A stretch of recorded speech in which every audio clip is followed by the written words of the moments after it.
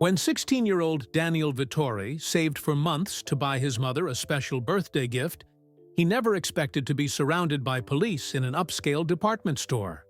Accused of theft without evidence and humiliated in front of other shoppers, Daniel finds himself in a back room being treated like a criminal. But when security footage reveals a well-dressed woman stealing a bracelet during the commotion, Daniel discovers he wasn't just a victim of racial profiling, he was deliberately targeted. As the truth unfolds, Daniel must find his voice to confront injustice and expose a shocking conspiracy that goes all the way to the top. Daniel Vittori counted the money in his wallet one more time. $235.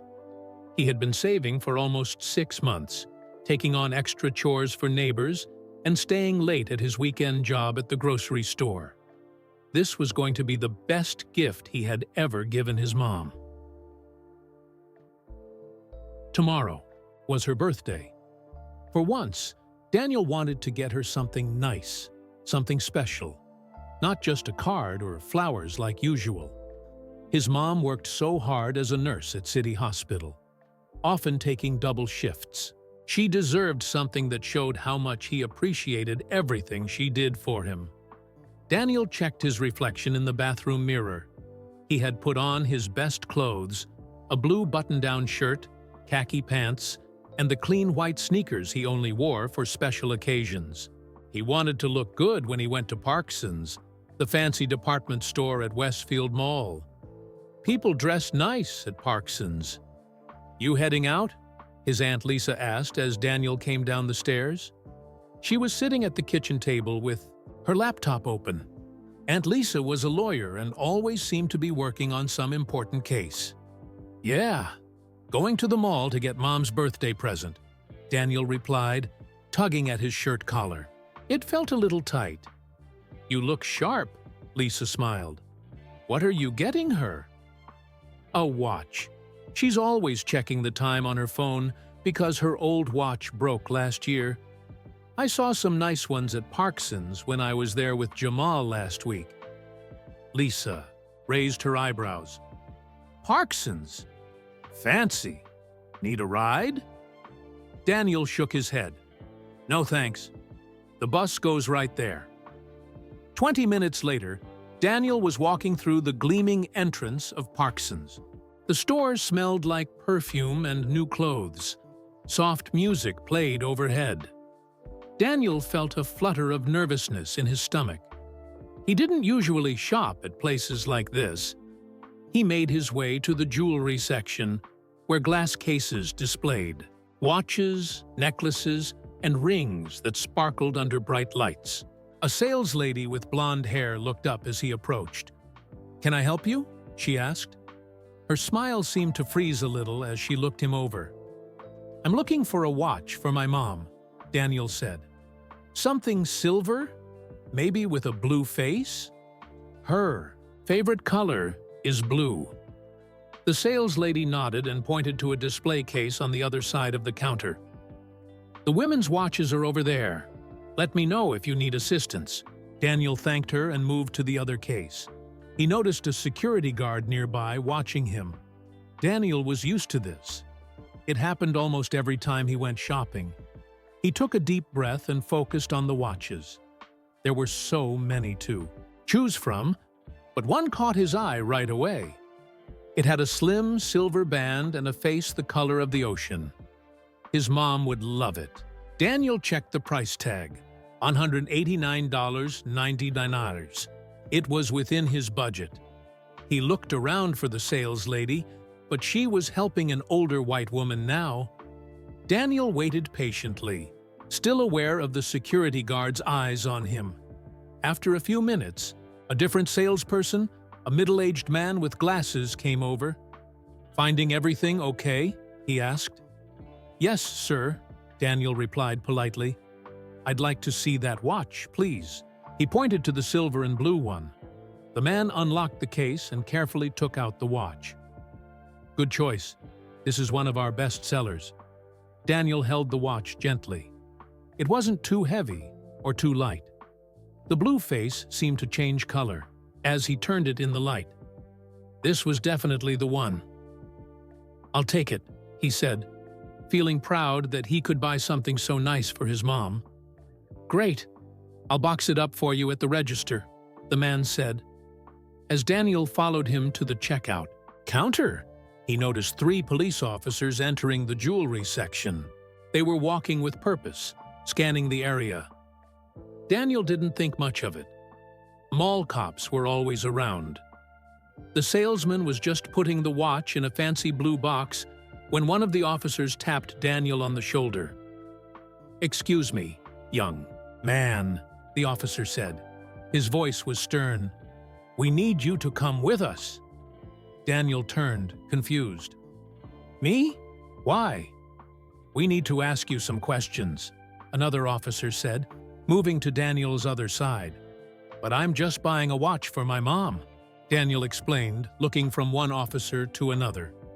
"It's her birthday tomorrow. Sir, please step away from the counter and come with us," the first officer insisted. His hand rested on his belt near his gun. Daniel felt his heart beating fast. People were staring now. The salesman behind the counter looked uncomfortable. "Is there a problem?" Daniel asked, trying to keep his voice steady. "I didn't do anything."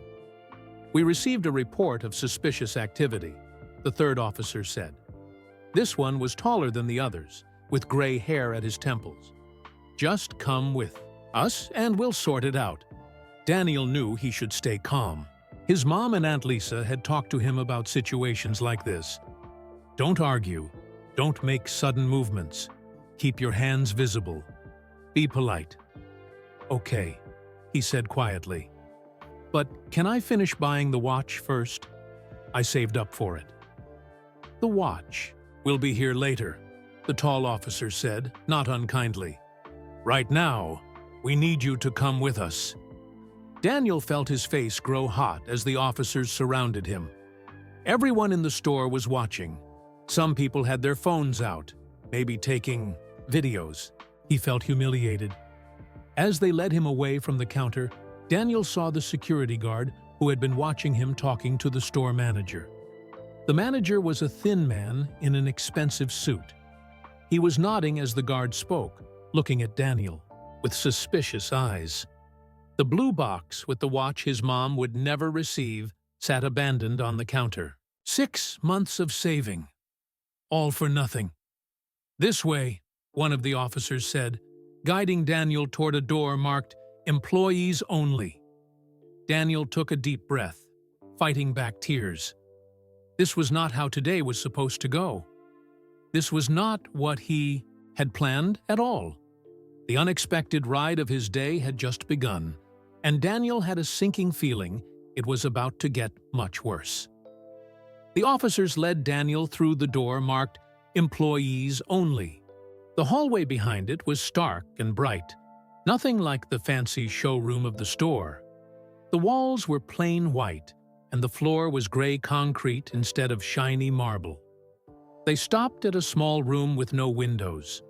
Inside was a metal table with chairs on either side.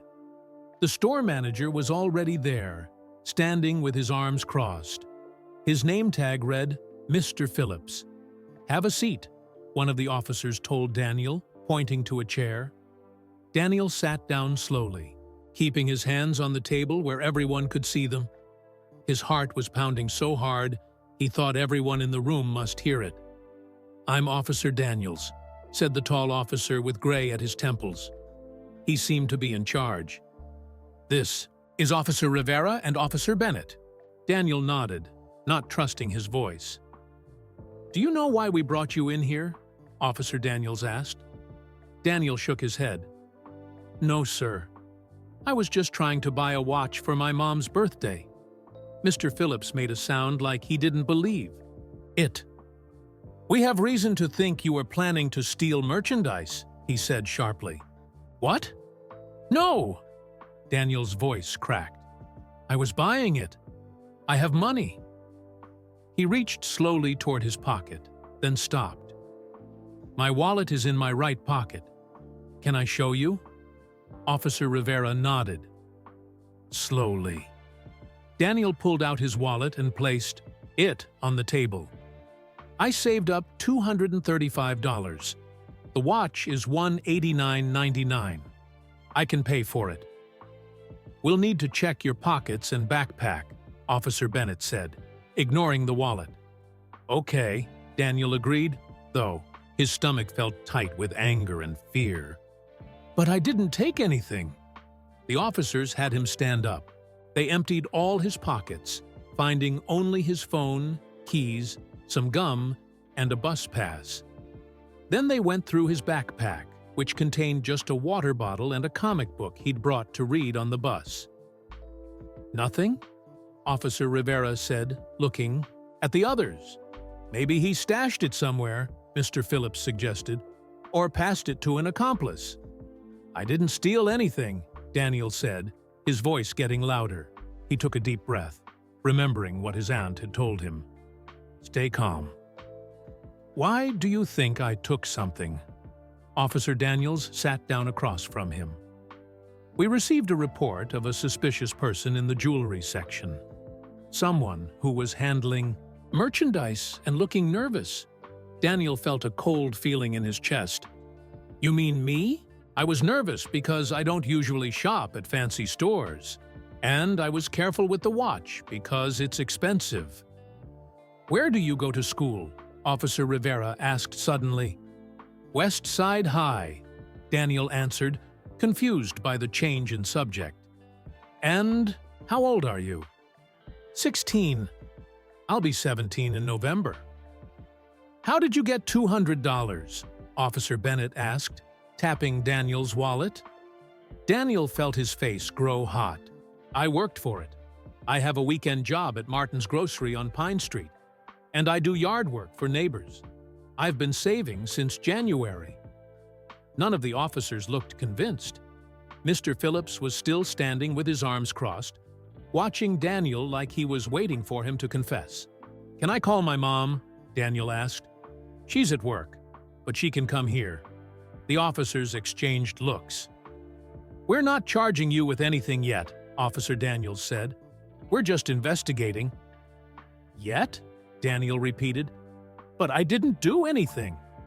You searched me and didn't find anything. Watch your tone, young man, Mr. Phillips warned. Daniel bit his lip. He needed to stay calm, but this was so unfair. They had no reason to keep him here. Mr. Phillips, he said, trying to keep his voice steady, I just wanted to buy a watch for my mom. I showed you I have the money. You didn't find anything on me. Can I please just pay for the watch and go? We have a strict policy about shoplifting, Mr. Phillips replied stiffly. We take it very seriously at Parkson's. But I didn't shoplift. Daniel felt tears threatening, and he blinked hard to stop them. Someone reported, Officer Bennett began. Someone was wrong, Daniel interrupted, then immediately regretted it. I'm sorry, but they were. I didn't steal anything. The room fell silent. Daniel could feel everyone staring at him. He had never felt so small, so powerless. I want to call my mom, he said again, more firmly this time. Please. Officer Daniels sighed and nodded. You can make one phone call. Daniel's hand shook as he picked up his phone. He found his mom's number and hit call, praying she wasn't with a patient. When she answered on the third ring, his voice caught in his throat. Mom, he finally managed to say, I need your help. I'm at Parkson's in the mall, and the police think I stole something, but I didn't. Can you come? As he listened to his mom's shocked reply, Daniel looked at the officers and Mr. Phillips. None of them would meet his eyes now. He wondered if they were starting to realize they'd made a mistake, but the damage was already done. His perfect gift plan was ruined, and now his mom had to leave work to rescue him from a mess he didn't create. Tanya Vittori was in the middle of checking a patient's blood pressure when her phone buzzed in her pocket. Normally, she never answered calls during work, but when she saw it was Daniel, she excused herself. Her son never called while she was at work unless it was important. The moment she heard his shaky voice, her heart dropped. Daniel, her responsible, kind-hearted boy, was being held by police? For shoplifting? It made no sense. "I'll be there in 15 minutes, she told him firmly. "Don't say anything else until I get there." Tanya quickly explained the emergency to her supervisor, changed out of her scrubs, and rushed to her car. As she drove to the mall, her hands gripped the steering wheel so tightly her knuckles turned white. She was scared for her son, but she was also angry. Very angry. Daniel had told her about his plan to buy her a watch. He'd been saving for months, doing extra chores, working weekends. The pride in his voice when he talked about giving her something special had brought tears to her eyes. And now, this. Tanya pulled into the mall parking lot and marched toward Parkson's entrance. She was still wearing her hospital ID badge. Sometimes it helped to remind people she was a medical professional. Inside the store, she approached the first employee she saw. "My son, Daniel Vittori, is being held by police in your back room," she said. "I need to see him now." The young woman looked startled. I'll get the manager." "Please do," Tanya replied, struggling to keep her voice level. A few minutes later, a security guard appeared. "Ma'am, I understand you're looking for someone? My 16-year-old son is being held in your back room by police officers. I need to see him immediately." The guard frowned. "I can't just let you go into our security area." Tanya stepped closer.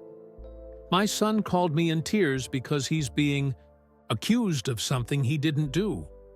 Either you take me to him right now, or I call my lawyer's sister and the local news. Your choice." The guard's eyes widened slightly. Then he nodded. "Follow me, please." As he led her through the store, Tanya noticed people watching. She held her head high, her nurse's badge still visible on her shirt. When they reached the door marked "Employees Only," the guard used his key card to unlock it. He led her down a hallway to a small room. Through the open door, Tanya saw Daniel sitting at a table, looking small and scared. 3 police officers and a thin man in a suit stood around him. "Mom!" Daniel's face flooded with relief when he saw her. Tanya rushed to her son, putting an arm around his shoulders. "Are you okay?" she asked, looking him over for any signs of harm. Daniel nodded. "They think I stole something, but I didn't." Tanya turned to face the others in the room. "I'm Tanya Johnson, Danielle's mother. Who's in charge here?" The tallest officer stepped forward. "Officer Daniels, ma'am. We're investigating a reported theft." "And what evidence do you have that my son was involved?" Tanya demanded. "We received a report of suspicious behavior," the officer explained. "Standard procedure is to investigate." "Suspicious how?" Tanya pressed. The man in the suit spoke up. "I'm Kevin Phillips, the store manager. A customer reported seeing a young man acting nervously around expensive merchandise." Tanya's eyes narrowed. "So you detained my son because he seemed nervous while shopping? Did anyone actually see him take anything?" The officers glanced at each other.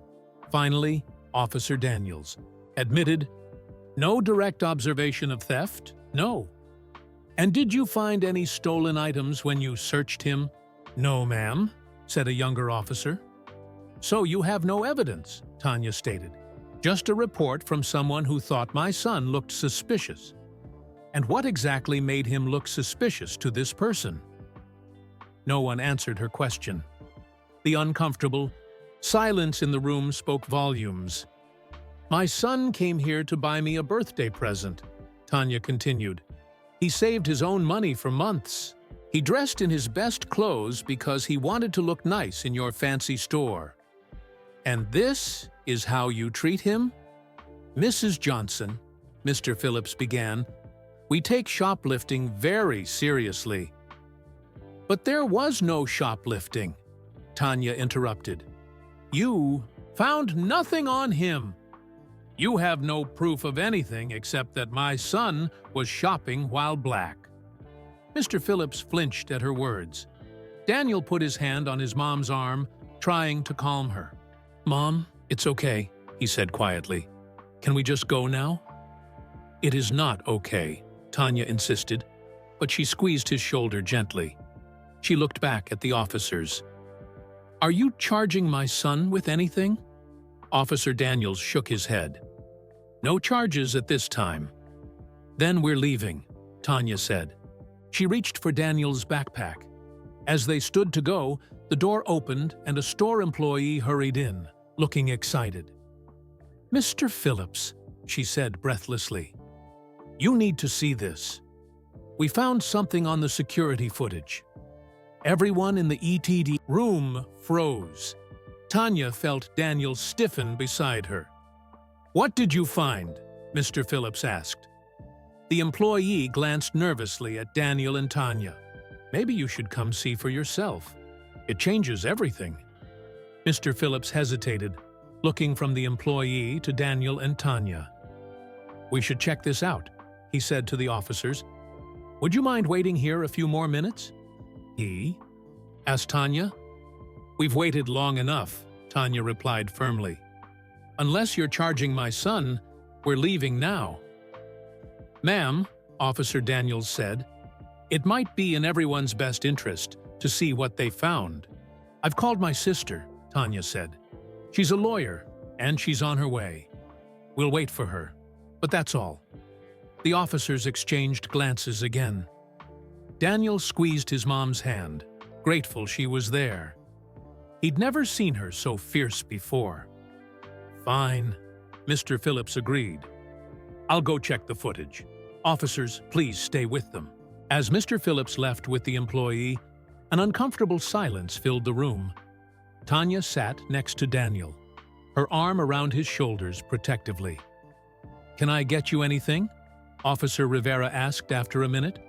Water? A soda? No, thank you, Tanya answered coldly. Daniel leaned close to his mom. I'm sorry about all this, he whispered. I just wanted to get you something nice. Tanya hugged him tighter. You have nothing to be sorry for. Nothing at all.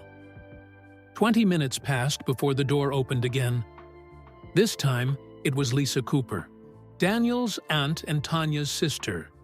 She wore a sharp gray suit and carried a leather briefcase. Her expression was calm but determined.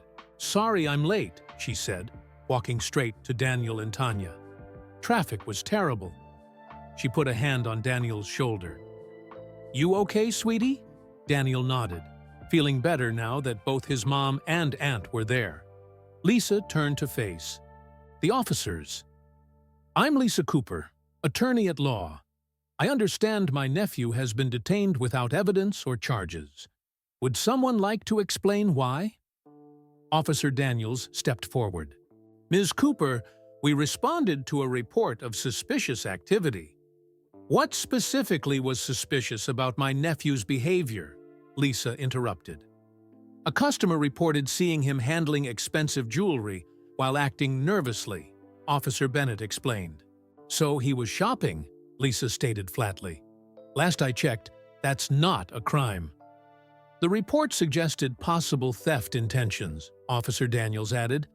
Based on what evidence? Lisa asked. When no one answered, she continued, did anyone actually see him take anything? Did you find any stolen merchandise on him? Is there any concrete reason why my nephew was singled out for detention and questioning? The youngest officer, Rivera, looked increasingly uncomfortable. We have to investigate all reports, he said weakly. Of course you do, Lisa agreed. But investigation doesn't mean detention without cause. It doesn't mean treating a teenager like a criminal because someone thought he looked suspicious. She made air quotes around the last word. The door opened, and Mr. Phillips returned, looking flustered. "Ms. Cooper?" he said, recognizing her immediately. Lisa had won several high-profile cases in the city. "I didn't realize you were involved in this." My nephew called his mother. "In distress? Because your store and these officers humiliated him and treated him like a criminal?" Lisa said coolly. "Of course I'm involved." Mr. Phillips cleared his throat. "We may have had a misunderstanding. We're reviewing security footage. Now." "A misunderstanding," Lisa repeated. "Is that what we're calling racial profiling these days?" "That's not what happened," Officer Bennett protested. "No? Then explain to me why a teenager with cash in hand, trying to buy his mother a birthday present, was surrounded by police and taken to a back room for questioning." Lisa opened her briefcase and took out a notepad. "I'd like each of your badge numbers, by the way." The officer shifted uncomfortably. Daniel watched his aunt with amazement. She wasn't raising her voice or showing anger like his mom had, but everyone in the room seemed afraid of her. "Ms. Cooper," Officer Daniels said carefully, "we were responding to a report." "Yes, a report from someone who saw a black teenager in an expensive store and assumed he was up to no good," Lisa finished for him. "That's textbook profiling." "Officer?" "We take all reports seriously," Mr. Phillips insisted. "Do you?" Lisa asked. "If someone reported a middle-aged white woman acting suspicious, would you have 3 officers surround her and take her to a back room? Or would you simply watch her more closely on your security cameras?" No one had an answer for that. "We're leaving now," Lisa announced. "Daniel has been held for over an hour without cause, unless you're formally charging him, which you can't. Since he didn't do anything, we're done here." "Wait," Mr. Phillips said quickly. "Please, the security team is still reviewing footage. They think they may have found something important." "That's not our concern," Lisa replied, gesturing for Daniel and Tanya to stand. Just then, the door burst open again. The same employee from earlier rushed in, even more excited than before. "Mr. Phillips, you really need to see this," she exclaimed. "We found her. On camera 3 by the east entrance. It's clearly—" She stopped suddenly, noticing Lisa. "Oh, I'm sorry. I didn't realize you had company." "What did you find?" Officer Daniels asked sharply. The employee hesitated, looking at Mr. Phillips. He nodded for her to continue. "We think we found the actual thief," she said. "There's a woman on the footage. She takes something from the jewelry counter right after these officers surrounded this young man." She gestured toward Daniel. "It looks like she used the distraction to steal." For a moment, everyone was silent, processing this information. "I think," Lisa said finally, "we should all see this footage." Everyone moved out of the small room and followed the employee down the hallway. She led them to a larger office filled with computer screens showing different parts of the store. A security guard sat at the main desk, rewinding and pausing footage on one of the monitors. "This is our security office," Mr. Phillips explained. "All store cameras feed into these screens." Daniel stayed close to his mom and aunt. He felt strange, being in this room, seeing the hidden side of the store.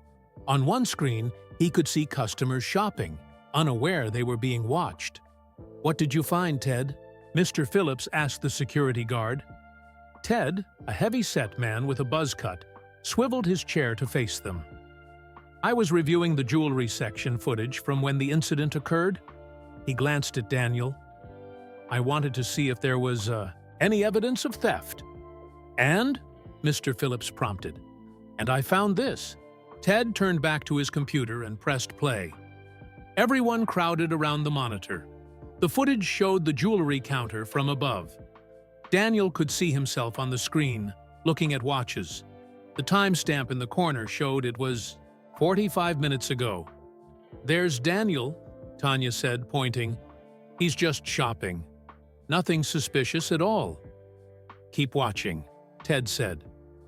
On the screen, the salesperson showed Daniel the blue watch. Daniel held it carefully, examining it. Then he nodded and followed the salesperson toward the register. That's when the officers entered the frame, approaching Daniel from different angles. Now look over here, Ted said, pointing to the other end of the jewelry counter. As the officers surrounded Daniel, a woman in an expensive-looking outfit moved toward a display of bracelets. She glanced over at the commotion with Daniel, then quickly looked away. The camera angle made it hard to see her face clearly. "I don't see anything wrong," Officer Bennett said. "She's just shopping too." "Wait for it," Ted replied. The footage continued. While everyone's attention was on Daniel and the officers, the woman's hand moved quickly over the counter. But the angle still made it hard to see exactly what she was doing. "I can't tell if she's taking anything," Officer Daniels admitted. "That's because this isn't the right camera," Ted explained. "This angle doesn't show it clearly, but it made me suspicious, so I checked other cameras that cover that area." Ted switched to another video file. This is from camera 3, which has a different angle of the jewelry section. The new footage started playing. This time, they could see the woman more clearly. She was well-dressed, maybe in her 50s, with short blonde hair and large sunglasses pushed up on her head. While the officers were busy with Daniel, she smoothly slipped something from the counter into her designer purse. "There!" Ted paused the video and pointed. "See that? It looks like she took a bracelet." "Can you zoom in?" Lisa asked. Ted zoomed in on the image, though it became slightly blurry. Still, they could clearly see the woman's hand moving from the display to her purse. "She definitely took something," Officer Rivera said, leaning closer to the screen. "While you were all focused on my son," Tanya added sharply. Mr. Phillips looked embarrassed. "I think we need to see more footage of this woman. Do we have her? Entering or leaving the store?" Ted nodded. "I'm still pulling those clips together, but there's something else you should see first." He clicked on another file. "This is footage of your son entering the store and moving through different departments." The video showed Daniel walking into Parkson's, looking slightly nervous but excited. He straightened his collar, then made his way through the store, glancing at different sections before heading to jewelry. "See?" Tanya said. "He's just a kid trying to buy a nice gift. Nothing suspicious about that." "There's more," Ted said. He fast-forwarded through Daniel, looking at different items, then stopped when the footage showed the woman with blonde hair entering the frame. "Watch closely." In the video, the woman seemed to notice Daniel. She watched him for a moment, then took out her phone and appeared to make a call. Shortly after, she approached a different security guard, not Ted, and spoke to him while pointing in Daniel's direction. Ted paused the video. "I think she reported your son as suspicious." "What?" Daniel couldn't believe it. "But I never even saw her." "It looks like she deliberately targeted you," Lisa said, studying the screen. "Then created a distraction by reporting you so she could steal something herself." Officer Daniels frowned. "That's a serious accusation." "The evidence is right there," Lisa replied, gesturing to the screen. "She points out my nephew to security. They call you officers, you create a commotion by detaining him, and while everyone's attention is on Daniel, she steals merchandise. It's a clever trick." Mr. Phillips looked deeply troubled. "Do we know who this woman is? Have we seen her before?" Ted clicked through some files on his computer. "I'm checking past incidents now. Her face seems familiar." While Ted worked, Officer Daniels turned to Daniel. "Son, did you notice this woman at all while you were shopping?" Daniel shook his head. "No, sir. I was focused on finding the right watch for my mom." "I think we owe you an apology," Officer Daniels said quietly.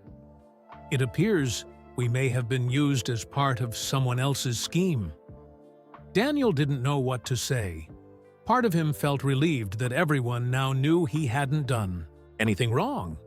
But another part was still angry about how he'd been treated. "Found her!" Ted suddenly exclaimed. "I knew she looked familiar. She's in our system." He pulled up another file. "Dorothy Winters. She's been spotted in several high-end stores in the area.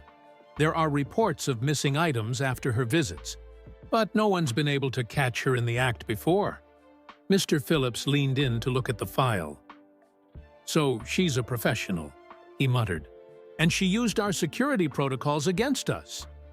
"She used racial profiling against you," Lisa corrected him. "She knew exactly what would happen if she reported a black teenager as suspicious in your store." No one argued with her. "So what happens now?" Tanya asked. "Do you arrest her?" "We need to find her first," Officer Rivera said. "Ted, do you have footage of her leaving the store?" "Working on it," Ted replied, typing quickly. "But there's something else you should know. The bracelet she took? It's worth nearly $2,000. Everyone in the room fell silent, processing this information. Then the security guard pointed to another screen.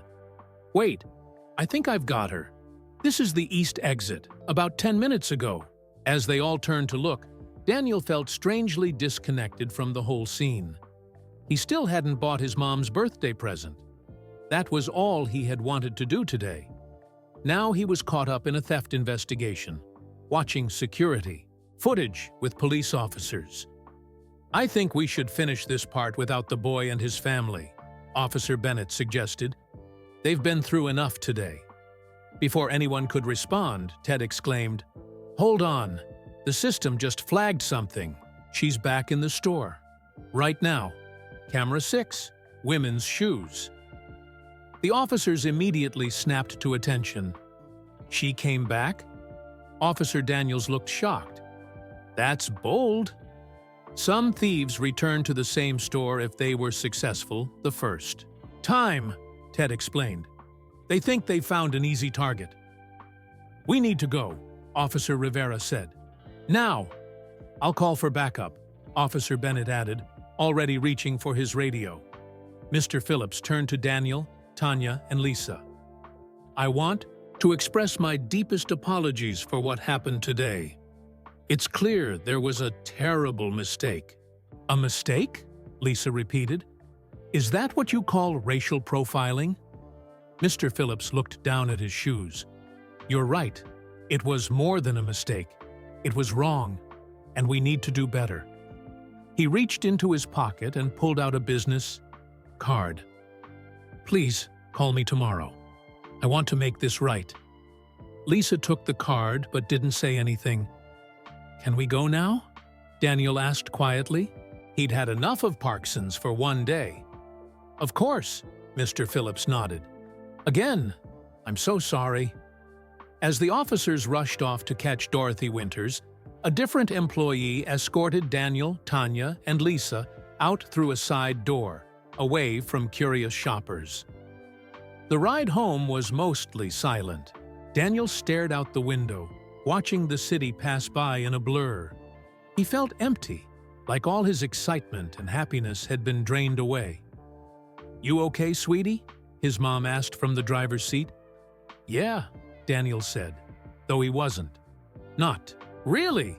What that store did was wrong," Aunt Lisa said firmly from the back seat. "And we're not going to let them get away with it." When they got home, Daniel went straight to his room. He kicked off his nice shoes and lay on his bed, staring at the ceiling. His phone buzzed with a text from his friend Jamal. "How'd the shopping go? Did you get the watch?" Daniel didn't answer. How could he explain everything that had happened? It was too much, too painful, too complicated. After a while, there was a soft knock on his door. "Can I come in?" his mom asked. "Yeah," Daniel replied. Tanya sat on the edge of his bed. "I know today didn't go as planned," she said gently, "but I want you to know how proud I am of you." Daniel looked at her, confused. "Proud? But I didn't even get your present." "That's not what I'm proud of," she explained. "I'm proud of how you handled yourself in a scary situation. You stayed calm. You were respectful even when they weren't respecting you." "I was scared," Daniel admitted. "Of course you were. Anyone would be." She took his hand. "But being brave doesn't mean not being scared. It means doing the right thing even when you are scared." They sat in silence for a moment. Then Daniel asked the question that had been bothering him since they left the store. "Will this happen again?" Tanya sighed. "I wish I could say no, but the truth is, it might. Not because of anything you do wrong, but because some people still judge others based on how they look, not who they are." "That's not fair," Daniel said, feeling the anger rise in his chest again. "No, it's not," Tanya agreed. "That's why your Aunt Lisa wants to file a complaint. Not just for you, but for other kids who might face the same thing." From downstairs, they heard Lisa on the phone, her lawyer voice in full effect. "Yes, I want to file a formal complaint against both Parkson's department store and the officers involved." Daniel sat up. "Do we have to do that? Can't we just forget about it?" "We could," Tanya said. "But sometimes standing up is important, even when it's hard. Especially when it's hard." "I just wanted it to be a normal day," Daniel said quietly. "I just wanted to buy you a nice watch." Tanya hugged him tight. "I know, baby. And the thought means more to me than any watch ever could." That night, dinner was Daniel's favorite, his mom's famous lasagna. But he barely tasted it. When he finally went to bed, he couldn't sleep. Every time he closed his eyes, he saw the officers surrounding him, felt the stares of strangers in the store, heard the accusations that he was a thief. Around midnight, his phone rang. The caller ID showed an unknown number. Curious, Daniel answered. "Hello. Is this Daniel Johnson?" a man's voice asked. "Yes," Daniel replied cautiously. "Who's this?" "Kevin Phillips from Parkson's," the voice said. "I hope it's not too late to call. There's something important I need to tell you." Daniel sat up in bed, suddenly wide awake. "What is it?" "We caught her," Mr. Phillips said. "Dorothy Winters. The officers arrested her trying to steal a pair of shoes. And when they searched her purse, they found the bracelet she took earlier, plus items from 3 other stores." "Oh," Daniel said. "Not sure how to feel about this news. There's more," Mr. Phillips continued. "I'd like you and your mother to come back to the store tomorrow. There's something you need to see." Daniel gripped his phone tighter. "What do we need to see?" "It's better if I show you in person," Mr. Phillips said. "Can you come around 10 tomorrow morning, before the store gets busy?" Daniel hesitated. The thought of going back to Parkson's made his stomach hurt. "I don't know. Please," Mr. Phillips added. "I promise, it's important." "I'll have to ask my mom," Daniel finally replied. "She might be working." "Of course. Just let me know. You have my number now." Mr. Phillips paused. "And Daniel, I truly am sorry about what happened today." After hanging up, Daniel lay awake for a long time, thinking. Part of him never wanted to set foot in that store again. But another part was curious. What could be so important that Mr. Phillips would call him at midnight? In the morning, Daniel found his mom and Aunt Lisa at the kitchen table talking in low voices. They stopped when he walked in. "Good morning, honey," Tanya said, pushing a plate of pancakes toward him. "Sleep okay?" Daniel shook his head. "Not really?" He sat down and poked at the pancakes with his fork. "Mr. Phillips called me last night." Both women looked surprised. "The store manager?" Lisa asked sharply. "What did he want?" Daniel explained about the phone call and the invitation to return to the store. "Absolutely not. Lisa said immediately. "We're filing a complaint. Going back there could complicate things." "What do you think he wants to show us?" Tanya wondered. Daniel shrugged. He wouldn't say, just that it was important. Tanya looked thoughtful. "Maybe we should hear him out." "Tanya," Lisa warned, "as your lawyer, I advise against it." "And as my sister?" Tanya asked with a small smile. Lisa sighed. "As your sister, I think you should do what feels right. But I'm coming with you." An hour later, they were in the car, heading back to the mall. Daniel stared out the window just like yesterday, but today everything looked different. The same streets, the same buildings, but now they all reminded him of what had happened. "We can turn around if you want," his mom said, noticing his silence. "No," Daniel decided. "I want to know what he has to show us." When they arrived at the mall, Mr. Phillips was waiting at the same side entrance they'd used to leave yesterday. He looked like he hadn't slept much either. "Thank you for coming," he said, leading them inside. The store wasn't open yet, and it felt strange to walk through the quiet, empty aisles. "Let's go to my office," Mr. Phillips suggested. "It's more private there." His office was large, with a nice view of the mall parking lot. Framed photos on the wall showed him shaking hands with important-looking people. Mr. Phillips gestured for them to sit in the comfortable chairs facing his desk. "First," he began, "I want to tell you that Dorothy Winters has been arrested. She's facing charges for multiple thefts." "Good," Lisa said, "but that doesn't change what happened to Daniel." "I know," Mr. Phillips agreed. "Nothing can undo that. And I'm deeply sorry." He took a deep breath. "After you left yesterday, I couldn't stop thinking about what happened. I reviewed all our security procedures and had some hard conversations with my staff." "And?" Tanya prompted. "And I realized we have a serious problem," Mr. Phillips admitted.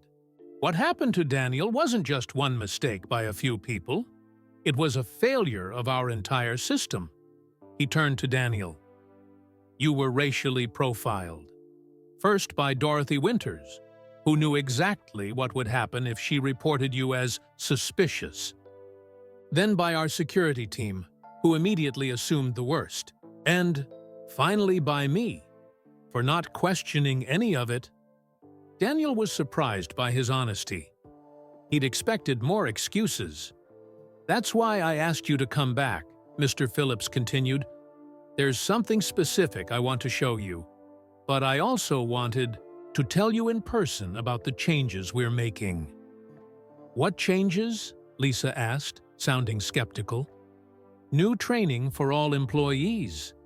New security protocols that require actual evidence before detaining anyone. And something else." Mr. Phillips opened his desk drawer and pulled out a familiar blue box. "This is the watch you were trying to buy, Daniel." Daniel stared at the box, remembering how excited he'd been to give it to his mom. "I'd like you to have it," Mr. Phillips said. "As a gift. It's the least I can do." Before Daniel could respond, there was a knock at the door. A young woman poked her head in. "Mr. Phillips? They're ready for you in the security office." Mr. Phillips nodded to the young woman. "Thank you, Jamie. We'll be right there." He turned back to Daniel and his family. "This is what I wanted to show you. If you'll follow me." Daniel glanced at his mom, who gave him a reassuring nod.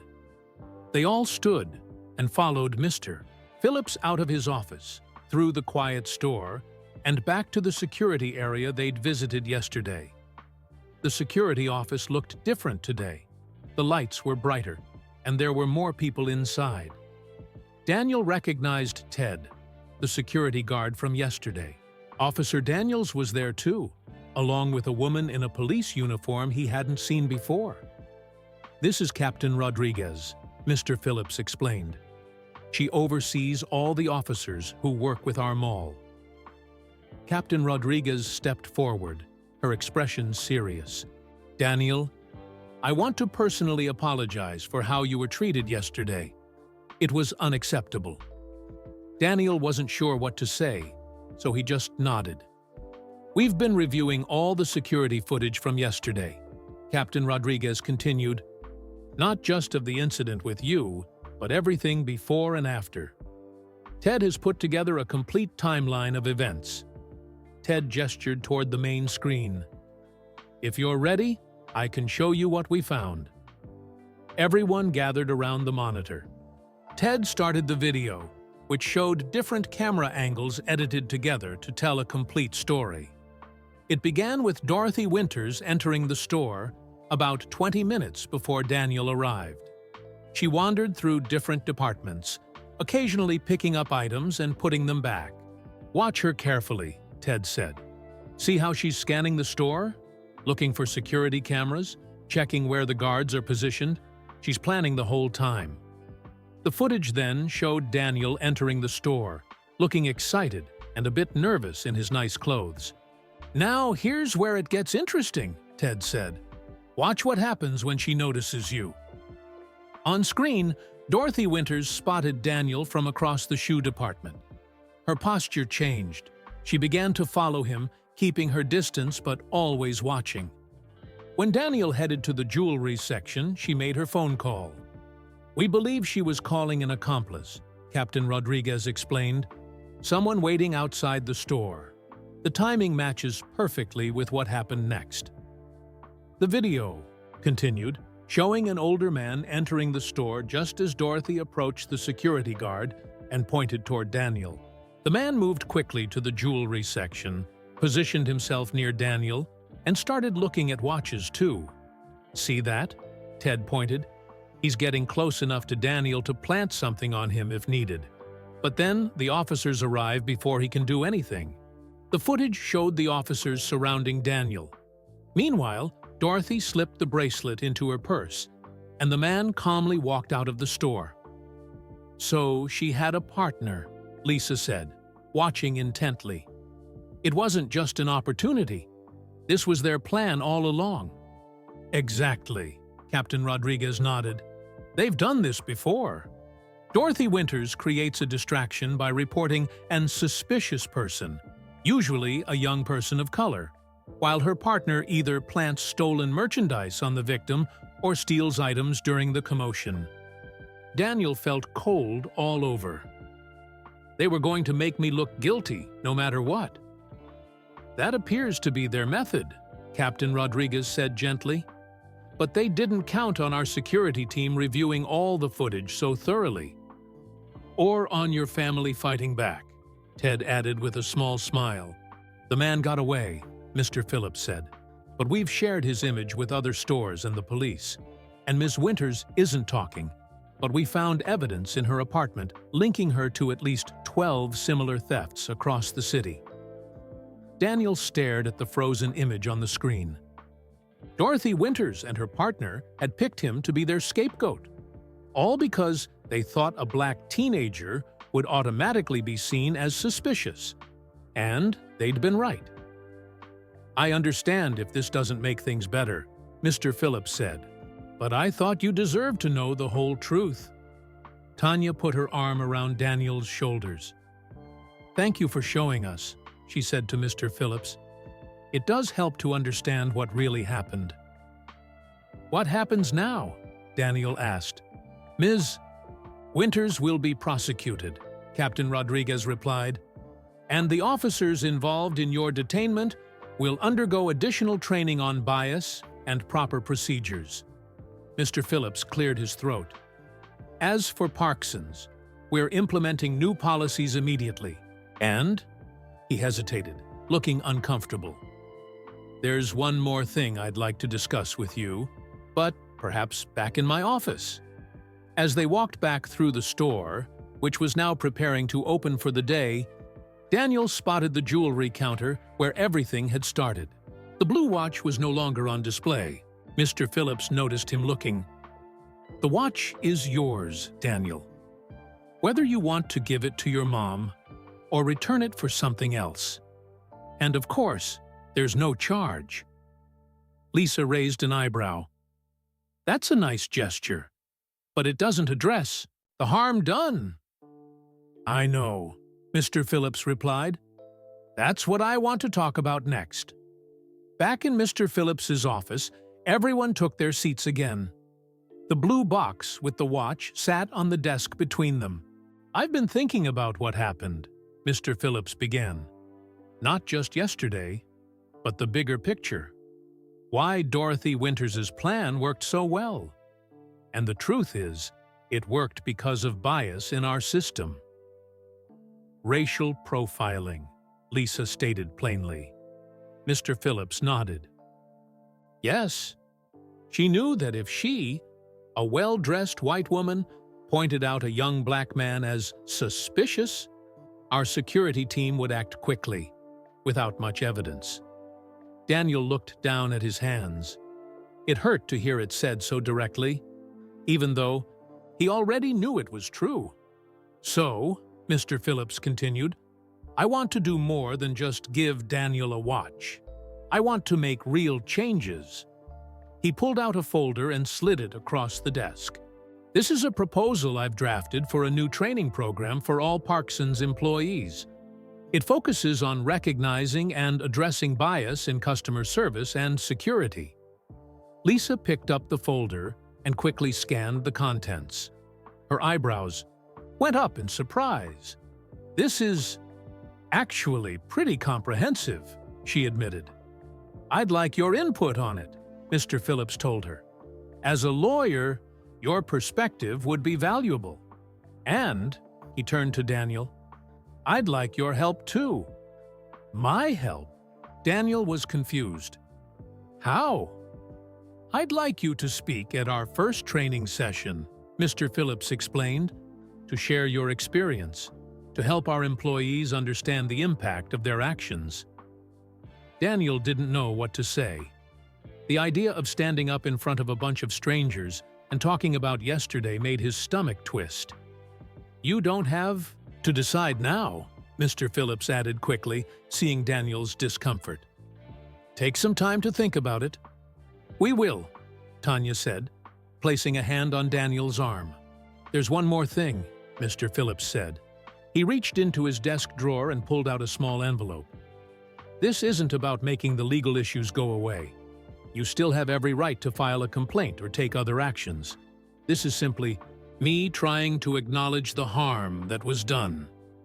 He slid the envelope across the desk. Tanya picked it up and looked inside. Her eyes widened. This is a check for $5,000, she said, showing it to Lisa.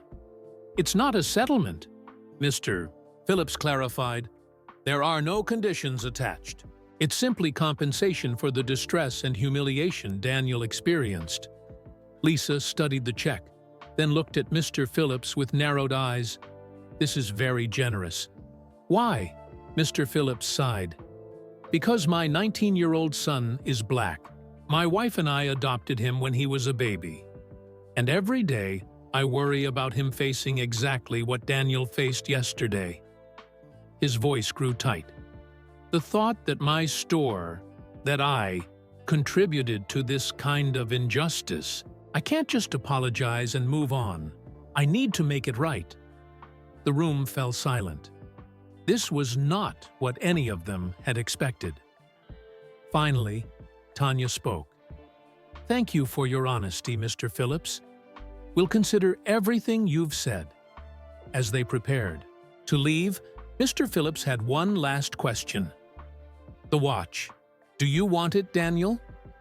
Daniel looked at the blue box. Yesterday, it had represented all his hopes for giving his mom the perfect gift. Now, it carried the weight of everything that had happened. But maybe it could mean something new. Yes, he decided. I still want to give it to my mom. Mr. Phillips nodded and handed him the box. It's a good choice, one of our best. On the drive home, they talked about Mr. Phillips's offers. The training program is a good start, Lisa admitted, and having Daniel speak would make it more impactful. But it's a lot to ask of him, Tanya pointed out. After everything he's been through. What do you think, Daniel? Lisa asked.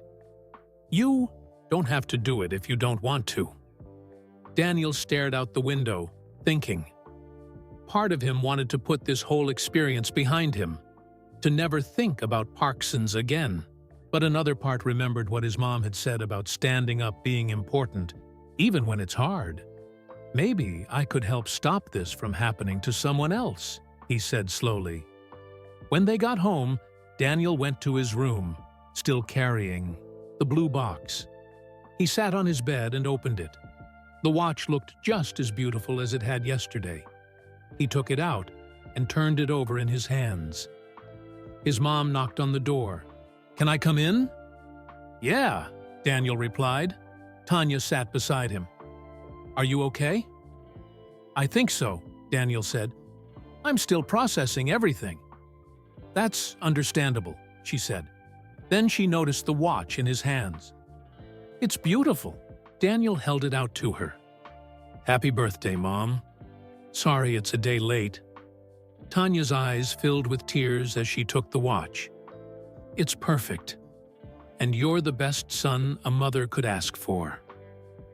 As she hugged him, Daniel felt some of the heaviness from the past 2 days begin to lift.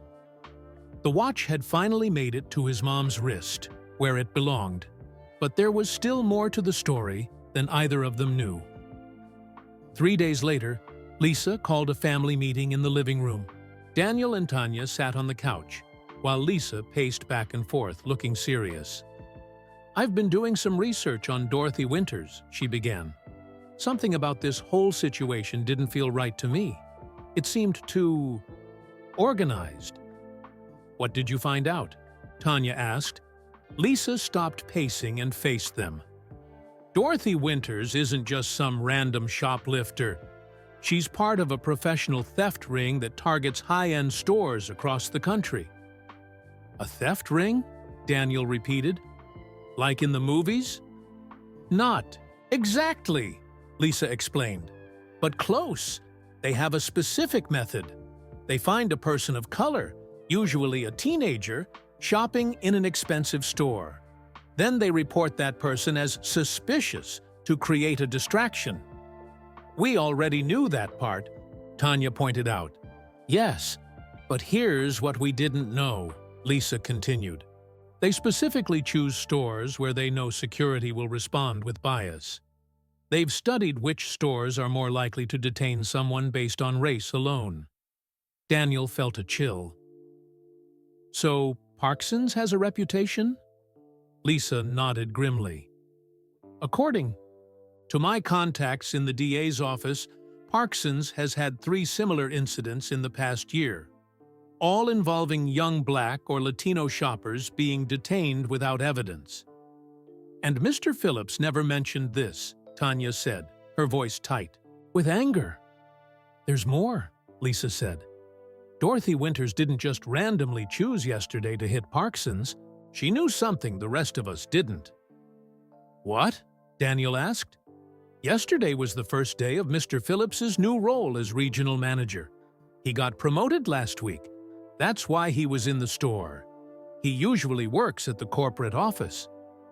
Tanya looked confused. Why would that matter to her? "Because," Lisa explained, "Mr. Phillips has been pushing for new anti-bias policies at Parkinson's for months. His promotion means he now has the power to implement those policies across all stores in the region. So she targeted his store on his first day to make him look bad." Daniel tried to understand. "It's worse than that," Lisa said. "The police found text messages on Dorothy's phone after they arrested her. She was hired to create this exact situation." "Hired?" Tanya gasped. "By who?" "They don't know yet, but someone wanted to embarrass Mr. Phillips on his first day as regional manager. Someone who doesn't want his new policies to succeed." Daniel couldn't believe what he was hearing. "You mean someone paid her to target me? To make me look like a thief?" "Yes," Lisa said softly. "You were used as a pawn in a much bigger game. The police are still investigating, but they think it might be someone inside Parkinson's, maybe even another manager who wanted Phillips's job. The room fell silent as they all processed this information. Daniel felt sick. It was bad enough being racially profiled, but learning he was deliberately targeted as part of a corporate sabotage plan made it even worse. "Does Mr. Phillips know about this?" Tanya finally asked. "The police have informed him," Lisa confirmed. "He called me this morning, which is why I wanted to talk to you both. He's devastated. He feels responsible even though he was being set up to." "What happens now?" Daniel asked. "The investigation continues," Lisa said. "And Mr. Phillips still wants to move forward with the training program. He says it's even more important now." Daniel thought about everything he'd learned.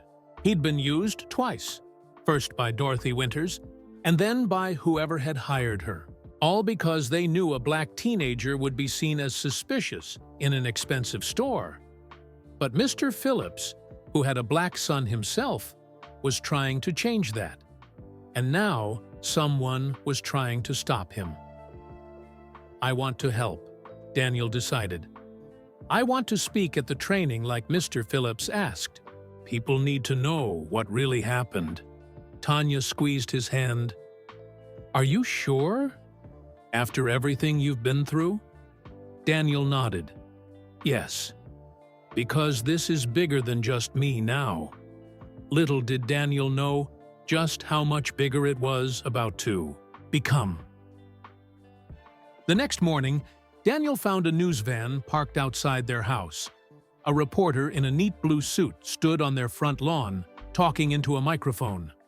"Mom!" Daniel called.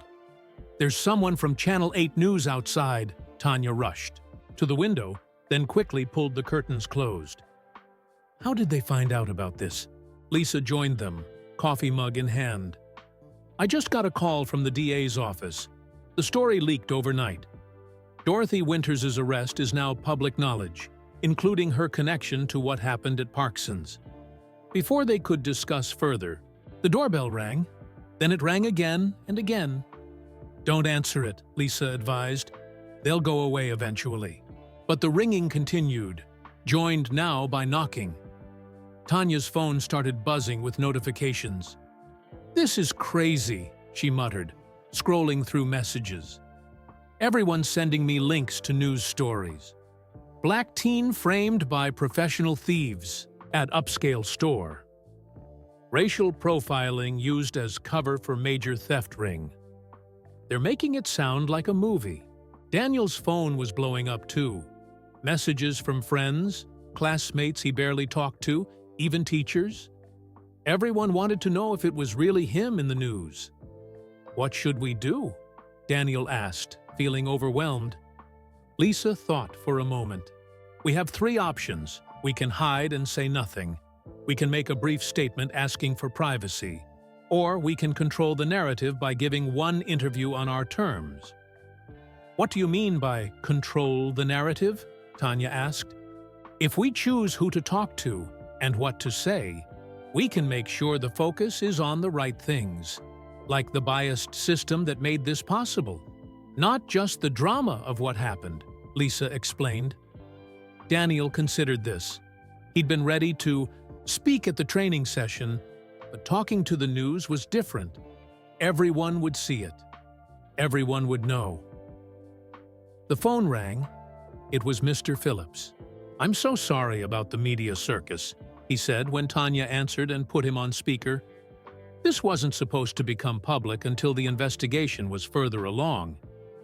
"It's not your fault," Tanya assured him. "But we're not sure what to do now." "I understand," Mr. Phillips replied. "But there's something else you should know before you decide. The police made another arrest this morning. The person who hired Dorothy Winters." "Who was it?" Lisa asked eagerly. "James Hargrove, the regional manager I replaced," Mr. Phillips said. "He was bitter about being passed over for promotion. He hired Dorothy to create an incident that would make me look bad on my first day." That's horrible," Tanya sputtered. It gets worse, Mr. Phillips continued. They found emails where Hargrove specifically told Dorothy to target a young black shopper because it would create the most believable scenario. His words, not mine. Daniel felt his face grow hot with anger. This man had basically admitted that everyone would believe a black teen was a thief, and he'd used that racist assumption as a weapon. The police and Parkson's corporate office are planning a press conference at noon, Mr. Phillips explained.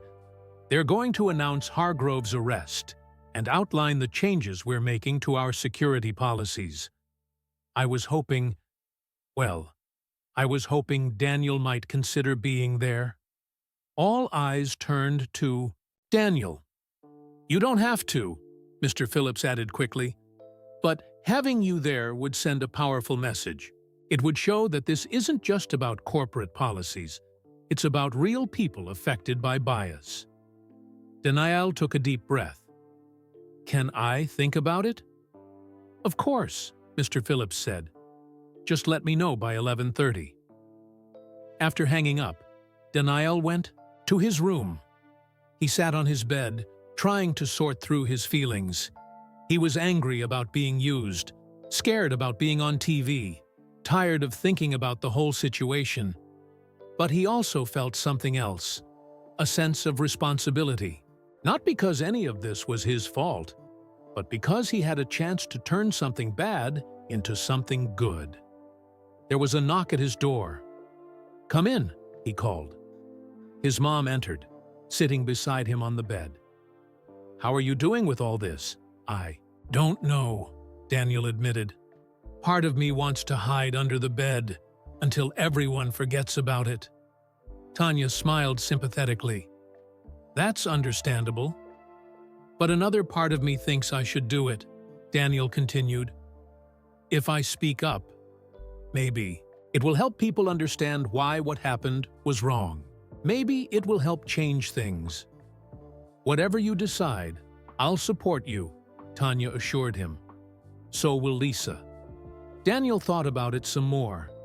Then he made his decision.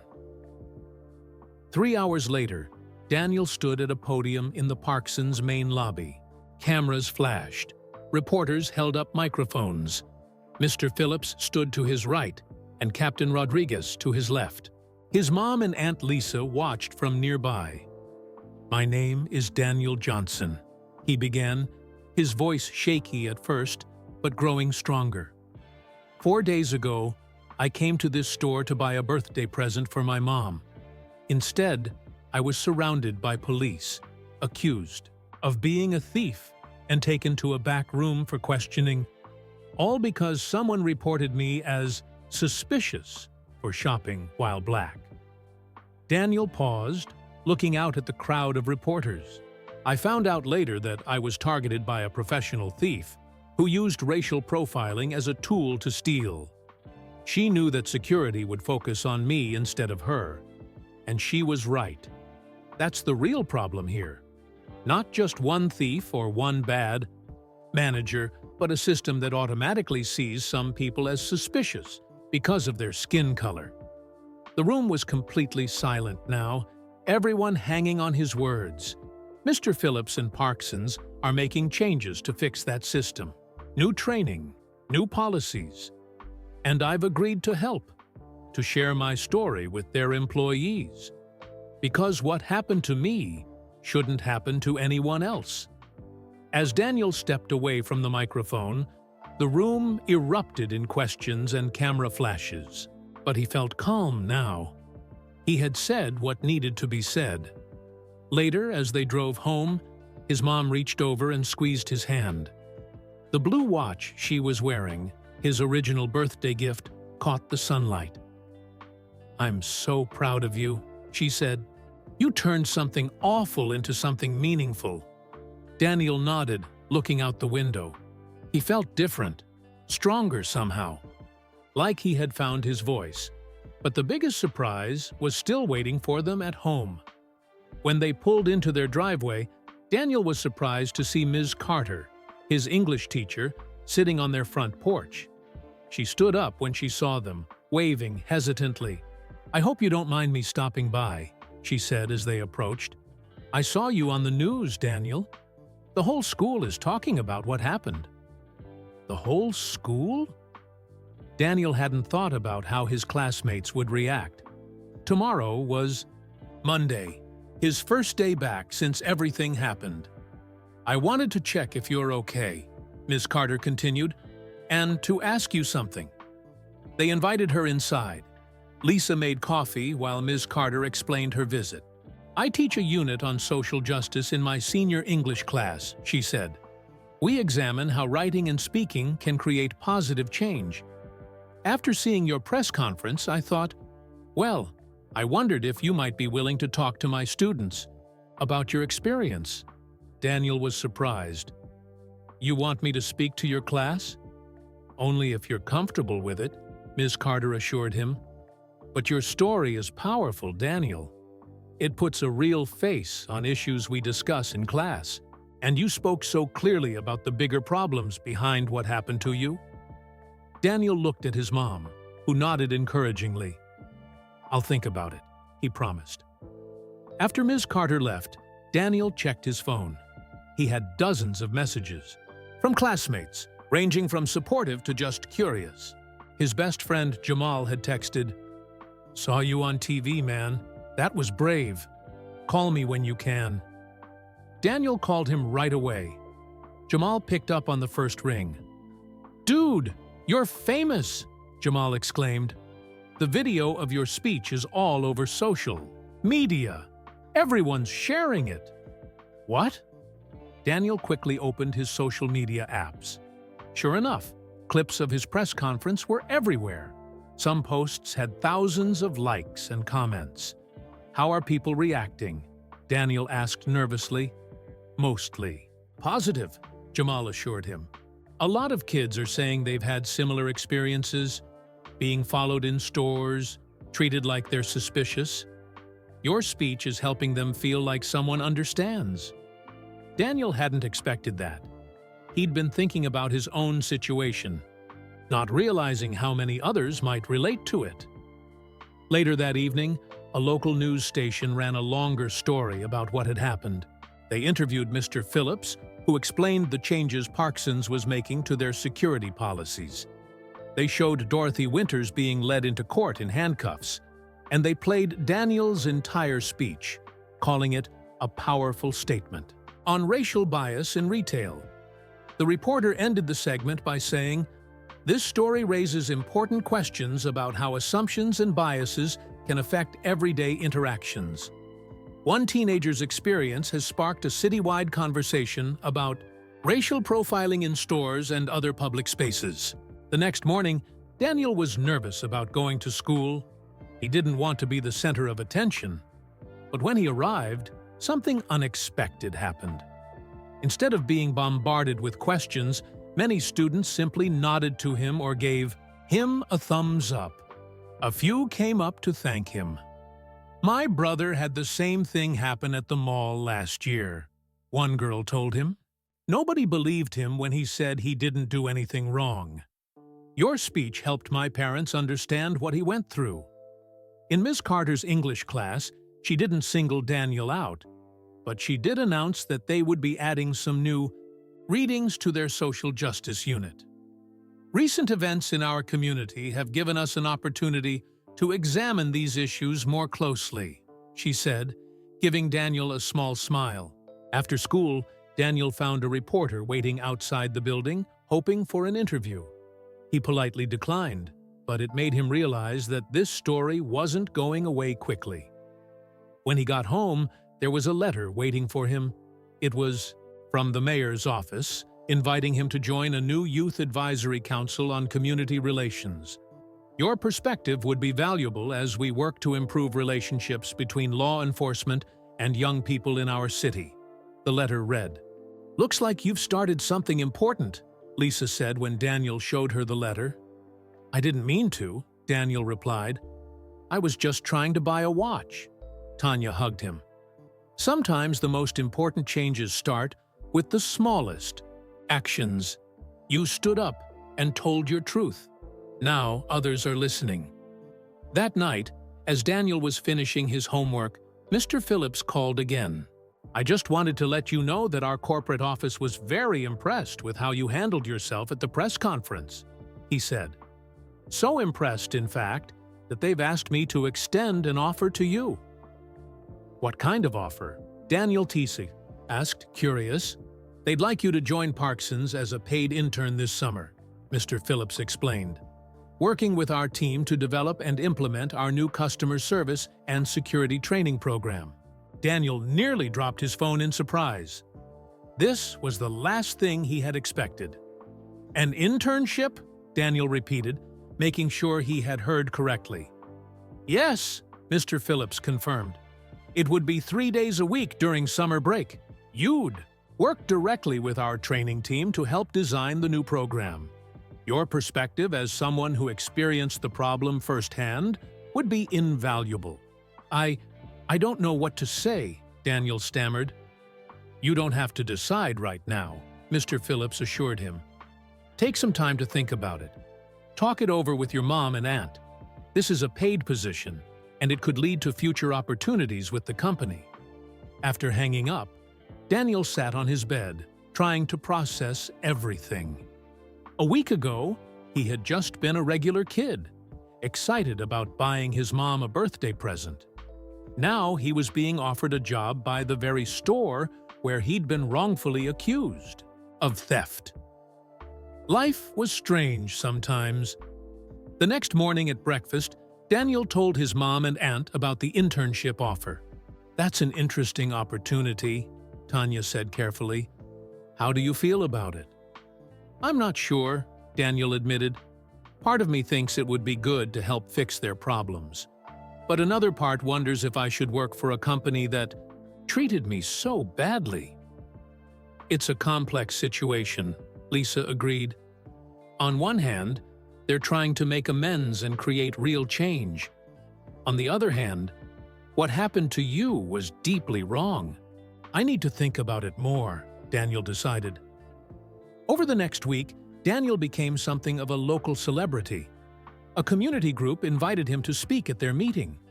The school newspaper wanted to interview him. Even the principal called him to the office, not to discipline him, but to congratulate him on his poise and maturity in handling the situation. Through it all, Daniel kept thinking about the internship offer. He talked to his teachers, to Jamal, even to Captain Rodriguez, who had reached out to see how he was doing. "Whatever you decide," the captain told him, "make sure it's what you want, not what others expect of you." One evening, as Daniel was helping his mom wash dishes, she noticed he seemed distracted. "Still thinking about the internship?" she asked. Daniel nodded. "I think I want to do it. Not just for me, but for other kids who might face the same thing. If I can help change how stores train their employees, maybe fewer people will go through." "What I did," Tanya smiled. "I think that's a wonderful reason, and I'm so proud of how you've handled all of this." "One thing still bothers me, though," Daniel said. "Mr. Phillips seems genuine about wanting to change things, but what about the rest of the company? Are they serious about this, or just trying to look good after bad publicity?" "That's a fair question," Tanya acknowledged. "Maybe you should ask Mr. Phillips directly." The next day, Daniel called Mr. Phillips and requested a meeting. They agreed to meet at a coffee shop near Daniel's school. When Daniel arrived, Mr. Phillips was already there, dressed more casually than at the store, in jeans and a polo shirt. "Thank you for meeting me," Daniel said as he sat down. "I have some questions about the internship." "Of course," Mr. Phillips replied. "Ask anything you want." "Is Parkinson's really committed to changing things?" Daniel asked directly. "Or is this just about public relations?"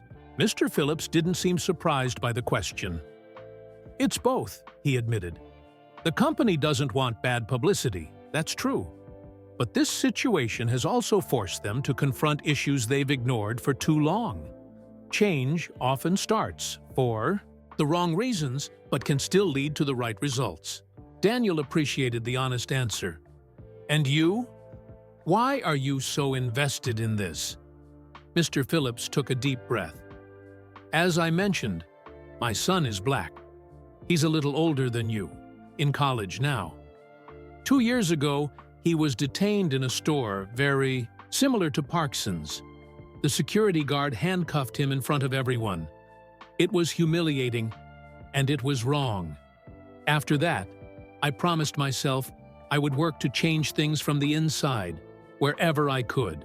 Daniel hadn't expected such a personal story. "I'm sorry that happened to your son." "Me too," Mr. Phillips said quietly. "But it's why I know these changes aren't just window dressing. At least not for me." By the time Daniel left the coffee shop, he had made his decision. He would take the internship, not because he had completely forgiven Parkson's, but because he saw an opportunity to make real change. A month later, on his first day as an intern, Daniel walked through the employee entrance of Parkson's corporate office. He wore a new shirt and tie that his mom had helped him pick out. He felt nervous, but determined. Mr. Phillips met him in the lobby and led him to a conference room where the training team was waiting. As they walked, he explained more about what Daniel would be doing. "Today, you'll meet everyone and start learning about the current training program. Next week, we'll begin working on the revisions." "Sounds good," Daniel said. They reached the conference room door, and Mr. Phillips paused. "Before we go in, there's something I should tell you," he said. "The director of our training department joined the company recently. She's very excited to work with you." Daniel nodded, ready to meet his new boss. Mr. Phillips opened the door. Sitting at the head of the conference table was an elegant older woman with silver-streaked hair. She stood up, smiling warmly. "Daniel, I'd like you to meet Mrs. Parkson, the owner's wife and our new director of training." As Mrs. Parkson extended her hand, Daniel noticed a striking resemblance to someone he had seen before. On a security camera, slipping a bracelet into her designer purse. Thank you for joining us for The Truth Behind the Glass. We hope Daniel's journey touched your heart and reminded us all about the importance of standing up against injustice. Where are you listening from? Let us know in the comments below. If this story resonated with you, please take a moment to like this video and subscribe to our channel. Your support helps us continue sharing powerful stories like Daniel's that spark important conversations. Remember, each of us has the power to make a difference in our communities. Whether it's speaking up when we see injustice or simply showing kindness to those around us, small actions can create big change. Subscribe for more thought-provoking stories that entertain while encouraging compassion and understanding. Together, we can spread kindness one story at a time.